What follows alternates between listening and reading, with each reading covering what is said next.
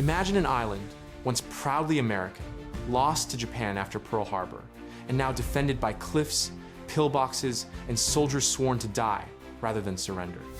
In July, year 1944, US Marines and Army troops stormed those beaches.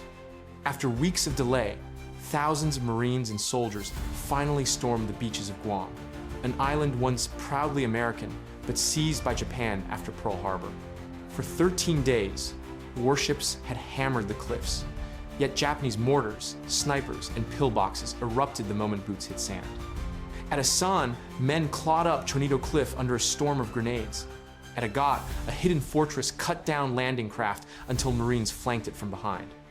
That night, 750 Japanese Street Ormed Hill, 40 by morning, every one of them was dead, and the Marines still held the ground. Over the next brutal weeks, the Americans fought ridge by ridge, swamp by swamp, capturing Orote Airfield, reclaiming Agana in ruins, and driving north through Barrigada and Finegayan. General Obata, the Japanese commander, chose ritual suicide rather than surrender. By the 11th of August, Guam was declared secure. The cost was thousands of American casualties, but the island was home again. An American flag rising over hallowed ground, and from its airfields, the final strikes on Japan would begin. This is the gripping story of how Guam was lost, how it was retaken, and how ordinary Marines turned the tide of history. In the months before W-Day, the 3rd Marine Division lived and breathed Guam. Briefings, films, sand table rehearsals, endless. When a reporter asked an officer if his men were ready, the officer snapped, "Guam? These men have had Guam until it's been coming out of their ears." It wasn't bravado. Unlike earlier operations where Marines landed with half-century-old charts, Guam was mapped in ruthless detail. Submarines like USS Greenland photographed surf, reefs, and tides. Reconnaissance planes traced every cliff line and track. Guam carried something deeper than coordinates. It had been American since year 1898. The Navy built a base near Piti back in 1899. Pan Am clippers once landed on its waters. Old Marine barracks still stood occupied now by the enemy. Some officers had served there before the war. For them, the mission was personal. As Major General Roy Geiger told the assault force, "The eyes of the nation watch you as you go into battle to liberate this former American bastion." Guam might not have been a state, but to those men, it felt like home. In March, year 1944, planners shaped the Marianas campaign, Saipan, Tinian, Guam, under the plain name Operation Forager. Guam's assault, Stevedore, was slated for the 18th of June, W-Day, at 5:30. Then, Saipan erupted. Japanese resistance proved far tougher than predicted. The calendar slipped, transports loitered, Marines drilled the same landings until muscle memory took over. On the 9th of July, Admiral Turner finally declared Saipan secure. Stevedore was back on. Meanwhile, the sea rumbled. By the 18th of July, battleships Pennsylvania, New Mexico, and Idaho, the cruiser Honolulu, and destroyers pounded Guam's western shore. Star shells turned night to pale day. Just before W-Day, Tennessee and California joined in, belching 14-inch flame into cliffs and ridges. From troop ships, Marines watched the shoreline bloom with fire and asked, half in hope, half in dread, could anyone still be alive down there? Before sunrise on the 21st of July, the ocean churned with LVTs and LCVPs. Troops had been awake since 2:30 a.m. Gear checked, letters folded away, dog tags tapped together in nervous rhythm. At 7:30, the order cut the air. Land the landing force. At 8:33, an air observer called it in. Troops ashore on all beaches. The 3rd Marine Division hit a sand beach and nearly landed atop the enemy's brain. Lieutenant General Takeshi Takashina's headquarters overlooked the sand from sandstone cliffs. His men responded with mortars, artillery, and rolling grenades. Snipers had commanding sight lines. Every head that lifted became a target. The climb to Chonito Cliff was a wall of heat and shrapnel, swordgrass, cutting skin, rocks showering under explosions. 4 times Marines tried for the crest. 4 times they were hurled back. Only when tanks from the 3rd Tank Battalion clawed up and flamethrower teams reached the lip did the position finally crack. In Marine parlance, cleaned out. At Agat, the 1st Marine Provisional Brigade and the Army's 305th of the 77th Division faced a nightmare the maps had missed. A concrete blockhouse, roof 4 feet thick, bristling with 2 75mm howitzers, a 35mm gun, and machine guns sighted to rake the entire beach. Landing tractors died in the surf under its fire, but there were too many craft to stop. Marines who made the sand found a honeycomb of excellent but unmanned trenches. Enemy lines abruptly deserted, as if the island itself was holding its breath. Maneuver won the day. Marines hooked behind the blockhouse and crushed it from the rear. That evening brought the most desperate counterstroke. Around 1730, roughly 750 soldiers of the Japanese 38th Regiment hurled themselves at the Agat perimeter, focusing on Hill 40, a knuckle of ground that commanded the beachhead. Company K, around 200 Marines, held in close, brutal combat through the night. At dawn, Marines counterattacked with 2 squads and 2 tanks. Hill 40 stood firm. 750 Japanese lay dead below. An officer later said it plain. If they had taken Hill 40, they could have kicked us off Agat. By nightfall, on W Day, 2 shallow beachheads existed separate, exposed, under Japanese guns on the high ground. On the 22nd of July, the push inland began. The name that fixed itself in Marine memory was Bundschu Ridge, steep spine over the Asan sector, named for Captain Giri Bundschu, killed in the first assaults. 2 days of climbing, blasting, and hand-to-hand fighting finally put Marines on the crest by noon of the 23rd of July. Below, pockets of resistance spat defiance. By evening, those pockets were gone. The price was sweat and time. The island's heat and humidity wrapped around the men like a wet blanket. Ammunition and rations ran short. Even so, Marines captured a Japanese food and ammunition depot, hardtack and cartridges, hauled out under sniper fire. On the southern beaches, the 77th Division's artillery came ashore. Supplies followed in a steady stream. Japanese forces withdrew onto the finger of land called the Orote Peninsula, west of Agat. It was a threat pointing straight at the Marines' backs. Geiger made the call. Hit Orote hard before it struck them. The 26th of July, General Lemuel Shepard pushed the 1st Provisional Brigade up the peninsula. 22nd Marines on the right, 4th Marines on the left. 15 minutes before H hour, the Army's 902nd Artillery opened. Marine and Army guns joined. The 22nd slammed into a mangrove swamp. Progress slowed to a crawl. Routes shifted to the Agat-Sume Road, a perfect killing lane for defenders. The 4th on the opposite flank moved faster, then shifted to avoid opening a gap. Rain hammered foxholes. On the 27th, muddy water sloshing into waistlines. Japanese artillery sent men diving back into those same waterlogged holes. Water or not water. The ground ahead was a machine of concrete and coral, bunkers, trench lines, pillboxes interlocked. When infantry stalled, Shermans rumbled forward.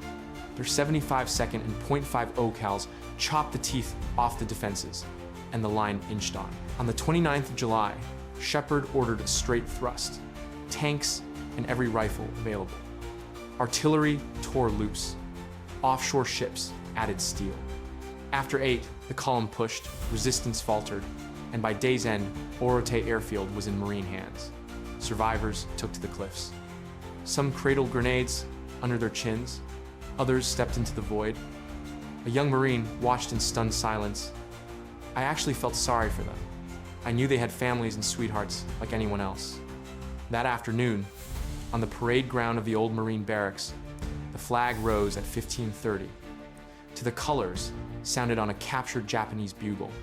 Admiral Raymond Spruance, General Geiger, and a hastily cleaned honor guard stood at attention. Grime still caked on faces. Shepard called Guam hallowed ground. The roll of losses drove it home. 115 Marines killed, 728 wounded, 38 missing on Orote alone. roughly 1,633 Japanese dead there. 500 total losses. While Orote fell, the 77th Division pressed inland toward Mount Tenjo High Ground 2 miles from Orote's base, still in Japanese hands. On the 27th of July, General Andrew Bruce requested and received permission to seize it. By 8:30, a company of the 305th took the summit. That afternoon, the 307th linked with the 3rd Marine Division. 2 separate lodgements became one continuous line. Admiral Samuel Eliot Morrison would write, "It only remained to clear the enemy out of the northern half of Guam. On paper, perhaps. In the jungle, the enemy dug in to make the north a grinder." The final drive began the 31st of July. The 3rd Marine Division on the left, the 77th on the right, the Provisional Brigade rotated to hold the south. Agana, once home to half the island's people, fell to the Marines that day, emptied and smashed, churches gutted, Plaza España littered with debris, coconut palms broken like matchsticks. The city wasn't destroyed in spite. It had been turned into a supply bivouac and neutralized by necessity. Marines moved on, slowed briefly by minefields on the 1st of August, then surged again as ordnance men cleared lanes. The 77th, 305th, and 307th advanced through Asan, freeing around 2,000 Guamanians from detention.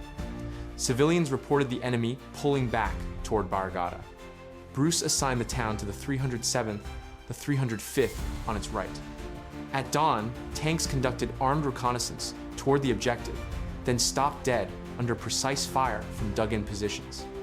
At 13:30, infantry and guns went forward, only to be halted again. The men dug in through a tense night, knowing the next day had to break the stalemate. The 3rd of August did. Artillery smashed the line. The 307th took Barrigada's vital well, life itself, in that heat, and drove to the summit of Mount Barrigada by mid-afternoon. Town, water, and high ground in one sweep. The Japanese reeled north. At Finegayan, the fight hardened. The 3rd and 9th Marines ran into what an officer called the toughest defenses on Guam. During the night of the 2nd of August alone, Marine artillery loosed nearly 800 rounds into the jungle. At dawn, Japanese medium tanks burst from cover, shot up the area, then vanished. Later in the day, more armor probed and were beaten back by US guns. In the chaos, Private First Class Frank P.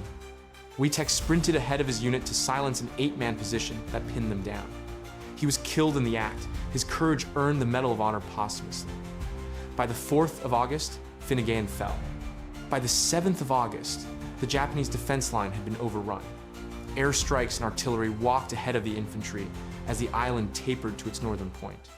A patrol from the Provisional Brigade reached Ritidian Point on the 8th of August, Guam's northern tip, but pulled back to form a firm night line.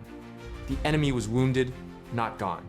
In the final sweep, soldiers of the 77th found a network of caves, General Hideyoshi Obata's underground headquarters. Machine gun and rifle fire lashed out, driving the first attackers back. Rather than bleed in the tunnels, engineers sealed the entrances with explosive charges. When the caves were opened days later, over 60 bodies were found among them.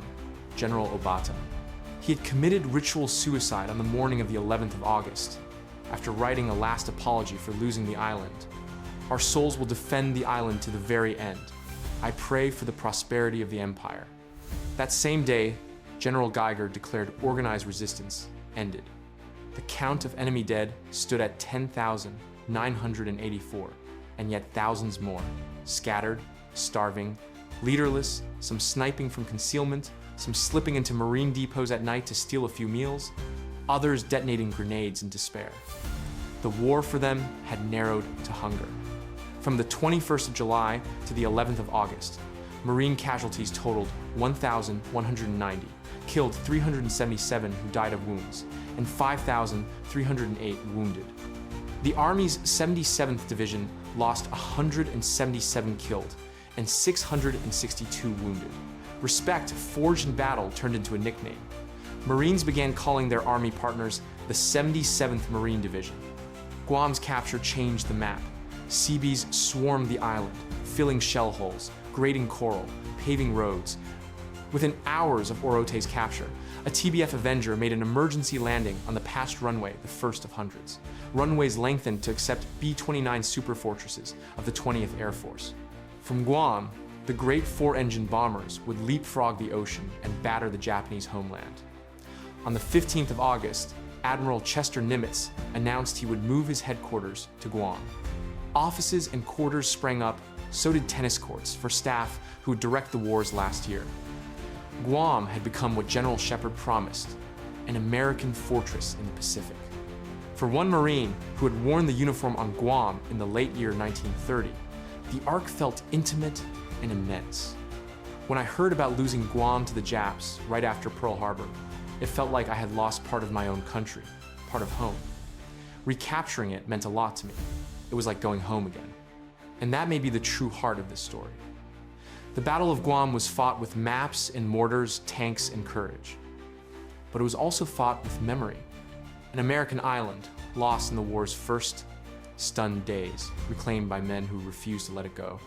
From the inferno of Chonito Cliff to the night-long stand on Hill 40, from the pillboxes of Orote to the shattered streets of Agana, the path north ended not just in victory, but in return. Guam was home again, and from its runways, the war's ending began.